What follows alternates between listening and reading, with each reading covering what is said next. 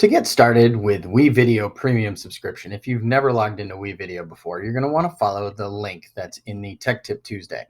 That will provide you with an opportunity to get to WeVideo and use the school's premium features. If you've signed up with a free account before, you'd want to click on yes, I have an account and merge it over. But if you're brand new to WeVideo, of course, you're going to select no, I'm new and continue. And then you're going to sign up with Google, which will single sign on and also provision a license from what we've paid for at York School Department. This gets you into the WeVideo editor. Now, some of you may not even need to edit videos. You just need to record screenshots and then share them out with your students or to other faculty. If that's the case, then you're going to want to create or enable your WeVideo extension. The WeVideo extension looks a lot like your Screencastify extension. You're going to click on the extension that was pushed out to you and decide whether you want a webcam and the screen, or just the webcam before you click record. When you go to click record, then you suggest to take a look at whether you want the entire screen or just the window on your Chromebook, which window would you like, or just the tab, and which tab would you like. Once you do that and you start to share it, it'll count down 3, 2, 1. You'll start to record. And when you are finished with the recording, you can either hit stop sharing at the bottom of your screen, or you can go back up to your extension and click stop recording.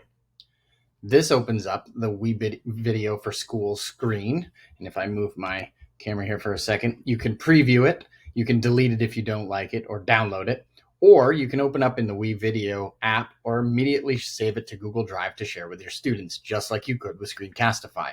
If you want it to go to YouTube, the easiest thing is to click on the WeVideo app, which takes a second to load as it renders your file. And of course, larger video files take longer to render.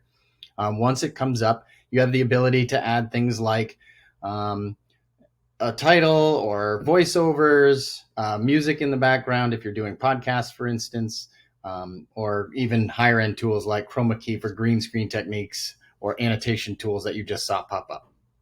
Those types of things are available. But if you are finished with that and you just wanted a quick and easy editing tool, you can see that my video is here. I can slide it over to the right.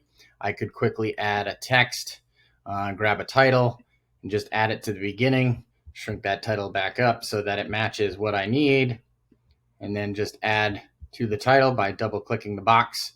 And I could add my title. As soon as that's all saved, test, film, save changes. I'm ready to go. Let's pretend this is all snugged up. I've watched it. It's ready.